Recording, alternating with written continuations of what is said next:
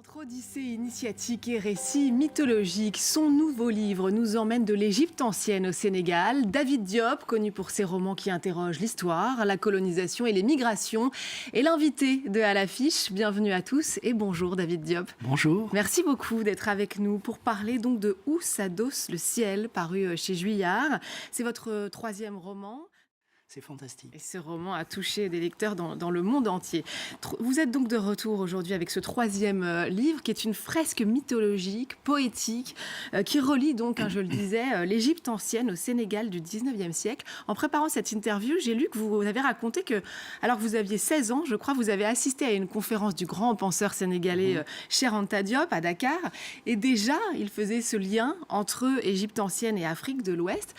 Est-ce que c'est de là qu'est né peut-être l'idée de ce livre, et qui mène donc à ce livre, ce roman donc qui est construit un peu comme une double épopée, donc il y a celle de Bilal Seck, qui est donc un pèlerin sénégalais. Il est rescapé d'une terrible épidémie de choléra à la fin du 19e siècle. Vous allez le voir, ça va sans doute vous intéresser parce qu'ici en France, un nouveau lieu raconte l'Afrique et assure la transmission de ses histoires. La Maison des Mondes africains, dit Mansa, a ouvert début octobre en plein cœur de Paris et notre reporter Florence Gaillard s'est rendue sur place pour nous. Regardez.